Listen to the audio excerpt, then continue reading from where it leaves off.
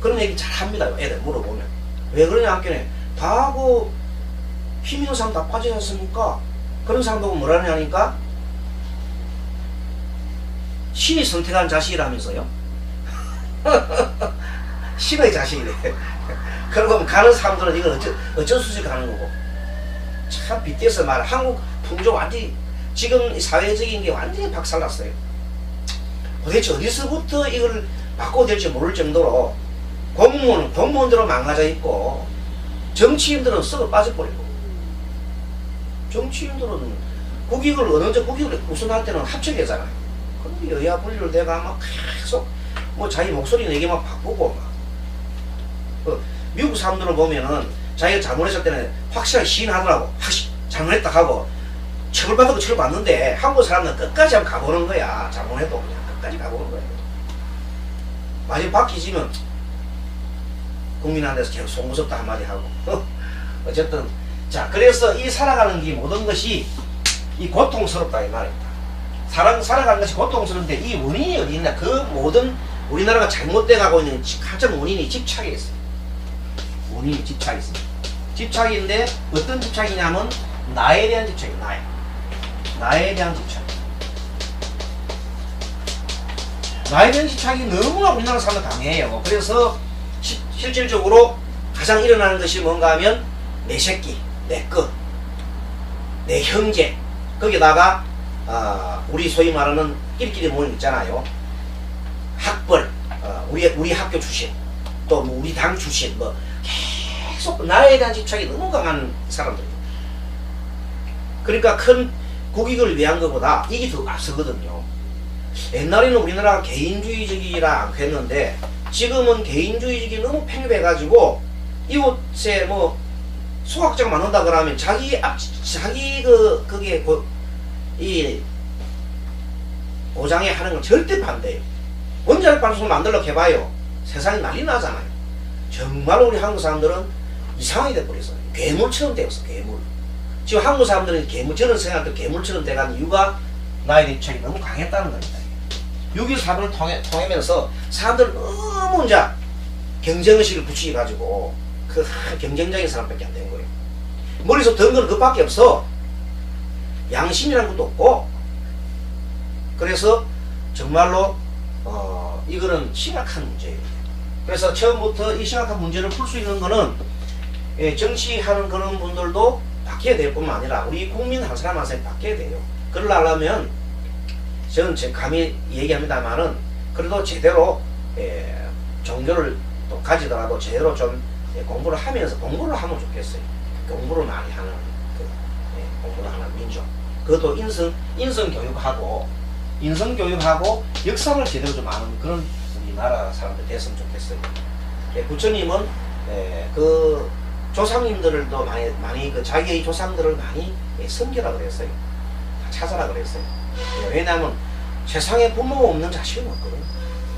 그래서 그러면 자 요게 집착이 원인이 되어서 그런 결과가 나왔습니다. 보십시오. 자 요것이 원인이 돼가지고 그런 것이 만들어졌다는 겁니다. 요즘 보면 정말로 끔찍한 일이 많습니다. 옛날에 생각 수 없는 말로 사람을 확 죽입니다. 남편 죽이고 뭐 자식이 아버지 죽이고 그 다음에 뭐 아내를 보고 막 그냥 보험 탈라고 죽이고 정말로 징그러운 일들이 많이 일어나는데 그 모든 것이 나에 대한 집착입니다. 참 문제예요 이게. 그래서 이 나에 대한 집착을 반드시 극복해야 됩니다. 그 다행히 부처님께서 이 법을 확실하게 가르쳐 주시고 부처님이 붓다의 메시지, 붓다의 희망이 바로 이겁니다.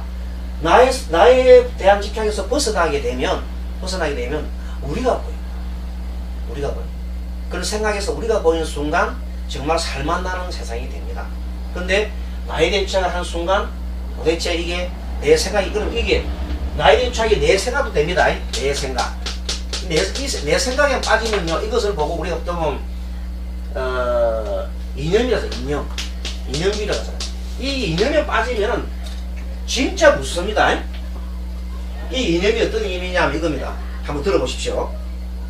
옛날 한 몇 년 전에 그 노르웨이인가 거기서 80명의 아이를 죽인 사람이 있어요. 80명 아이를 갖다.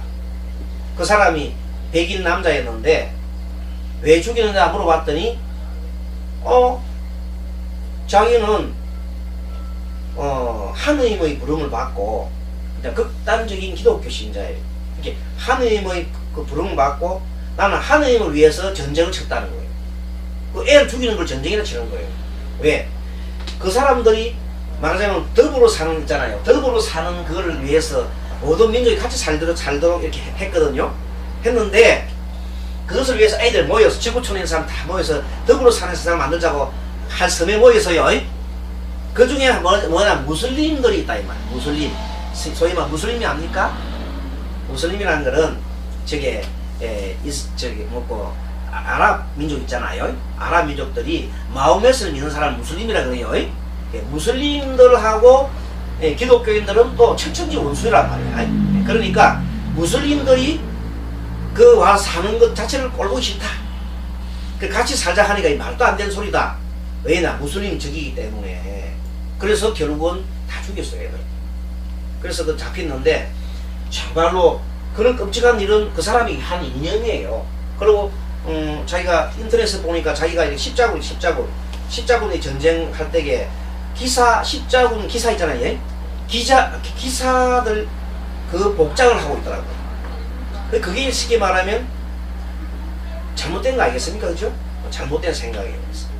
아주 잘못된 생각. 그거는 왜냐하면 내 생각은 옳고 남 생각은 좋은 생각하지 않지요. 그래서 나쁜 겁니다. 그래서 이 집착을 버리는 것이 바로 멸이라 그래요. 집착을 멸하고 나면 굉장히 마음이 평안해져. 평안한 마음을 생겨. 평안한 마음, 영원히 평안한 마음이 생기게 되어 있어요. 아주 평안하고 고요한 마음. 아마 우리 기독교의 예수님이 말씀하시는 평안한 마음도 이런 마음이 아닐까 생각합니다. 그리고 그 마음을 가지려면 사랑의 마음을 가져야 되겠죠. 그러려면 너와 내 부분이 있으면 안 되잖아요. 그러니까 기독교 보면 예수님이 십자가에 못을 박혀 죽더라도 저 형제가 나를 음해하고 나를 갖다가 했지만 그러나 그 형제도 하나님의 자손인 것을 예수님은 아셨습니다. 그게 예수님은 뭔가 하면 그 전에 유대인들은 뭐냐 하면은 유대인들만의 뭘 뜻합니까? 신을 뜻했죠. 유대인들만의 신이라 그랬잖아요. 그런데 그것을 벗어났잖아요. 예수님은 하느님은 누구나 사랑하신다 그랬잖아요. 하느님은 구분해 안 해요. 구분하지 않고 누구나 사랑하신다 그랬어요. 그게 예수님이잖아요. 그래서 그런 예수님이 바로 뭐냐면 아까 말 평등성질을 얻으신 분이다 이 말이에요. 평등성질. 그 사람 마음이 예수님 마음이 평등성질 알겠어요? 그런데 문제는 뭔가 하면 예수님은 그랬는데 그 밑에 제자들이 내려오는 제자들이 그놈을 자꾸만 악용해 먹는다 이 말이에요. 어떻게 악용해 먹느냐 하면 로마 시대 오면서 로마가 세계를 지배하면서 그것을 이용을 해 먹어요.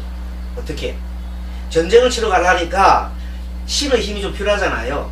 그러니까 깃발을 꽂고 예수의 깃발을 탁 꽂고 가니까 힘이 나잖아요. 그래서 전 세계를 제패로 다닌 거예요. 그래서 사실 전 세계를 제패하기도 했고 그때부터 이제 성경이 바뀌어가지고 진군나팔을 불면서 지구 끝까지 가져가면서 이 하느님을 믿지 않은 족속들은 막이니까 이 꼴로 막이듯이 이분법으로 나갑니다. 옛날에 예수님은 본래 이분법 사고가 아닙니다. 예수님은 이분법이 아니라 구분하지 않는 분이에요. 차별 안 하지. 그런데 이제 그 이후의 사람들이 이분법적인 생각을 만들어 가지고 예수 믿을래 안 그러면 저기다 이렇게 만드는 거예요. 그래서 지금도 보면 불신지옥 하면서 막 다니는 사람이 있잖아요. 그런 사람들은 잘못된 이념에 가지고 있고 잘못된 믿음을 가지고 있습니다. 예수님을 바르게 믿은 게 아니라 거꾸로 믿은 겁니다. 예수님은 그런 참 우리 생각만큼 그게 졸렬한 사람이 아니에요. 성자의 성자. 예수님은 성인입니다. 그래서 그걸 모르는 사람들은 자꾸만 예수님을 폄하하는데 예수님은 정말 성자십니다. 그러니 그런 예수님을 요새 사람들이 잘 보표를 못하고 어떻게 얘기를 합니까? 어느 목사가 다른 날 지진이 났으니까 봐라 저게 보니까 우리 신을 안 믿은 산을 만들어서 지진이 나서 다 죽었다 이렇게 하잖아요. 그 이상한 목사 있죠? 조모라 목사. 그런 사람이 예수님을 잘못 믿었거든요. 그 사람은 잘못 믿은 거예요. 함석건이라는 이런 분들이 진짜 예수님을 바르게 믿은 분들이에요. 내가 보기에는. 그런데 그렇게 사람들이 그런 부류의 사람들이 우리나라를 지배하고 있어요. 우리나라 소위 리더격에 그런 분들이 다 한국을 지배하고 있어요. 머릿속에는 뭐냐 이분부터지 사고방식가 있어요. 그러니까 나라 꼴이 안 되는 거예요. 불교에는 그런 게 없는 줄 알아요? 불교도 그런 사람이 많아요. 불교에도 뭐 절주지 큰주지 하는 사람들 보면 이분부터 생각하는 사람이 많습니다. 그래서 정말로 부처님은 중도를 갖다가 취하라고 했잖아요. 중도. 부처님 사상은 중도거든요. 이 중도를 안 하고 한쪽 치우치는 그런 많이 해요. 그래서 오늘은 첫 강의 배우분도 계시는데 어쨌든 그래서 이 평안한 마음으로 가는 길이 있을 거겠죠. 이 길이 바로 도예요. 도 중에 이것이 뭐냐면 평안한 마음으로 가는 길이 멸로 이르는 길. 그래서 이 멸로 가는 길을 갖다 가니까 여기 원인이에요. 원인이 있으니까 결과가 평안한 마음이 되는 거예요. 그래서 아까 저게 멸로 이르는 길 하나가 잠시 우리 호흡해봤지요? 호흡 속 해봤지요? 요것도 그 하나예요. 하나. 자, 멸로 가는 길이 가장 단순한 것이 호흡도 될 수 있어요. 부처님께서는 예전에 호흡을 굉장히 강조했어요. 붓다의 호흡. 호흡. 그 다음에 명상. 그리고 뭐 요즘 많이 하고는 이빠사나를 가는 것도 여기 속합니다. 이빠사나. 그 우리나라에서 대표적인 것이 가나선이잖아요. 가나선. 뭐 또 스님은 기도를 많이 하는 사람이기 때문에 스님은 뭐 연물을 하지요. 연물선. 스님은 연물을 합니다. 연물선. 연물과 막 연물을 갖다가 선처럼 한다. 그래서 연물선이라 그래요. 그리고 또 뭐 건강에 공부하는 독견 뭐 이런 등등 공부 방법이 많아요. 많습니다. 불교 공부는. 또 여러분도 어떻게 하는 거 뭐 저게 절하죠. 절. 그렇죠? 네. 뭐 몇 배, 108배, 뭐 300배, 500배, 1000배, 3000배 하잖아요. 절수련. 그 다음에 뭐 참회, 각종 참회 기도, 뭐 이런 것들이 모두가 이 멸로 이루는 길이에요. 길은 하나예요. 하나. 그러니까 가는 길은 하는데 결국 올라가면 멸로 오르면 여기 올라가면 만나겠죠? 그렇죠? 정상에 가면 길은 많지만 올라가면 다 만난다. 그러니까 어쨌든 이 평안한 마음, 고요한 마음을 가지는 것이 멸이고 이것이 궁극적인 것은 해탈이라고 해요. 해탈.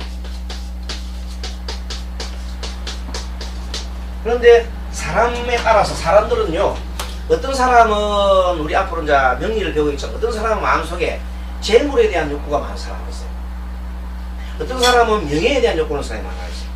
어떤 사람은 성욕이 강한 사람이 있어요. 나름대로의 각각의 그 욕구가 다 다르거든요. 그게 다른 데에 따라가지고 부처님의 가르침이 방편으로 이렇게 달리해주고 있어요. 성을 많이 내는 사람한테는 자비한 마음을 가지도록 하고, 그러한 사람들이 문창고 하면 막 일을 저지르잖아요. 그런 사람한테 인내를 기르는 그런 또 그걸 하게 하고, 여러 가지 이 내용들이 부처님 가르침이 사람들이 수준이 천차만별하지요.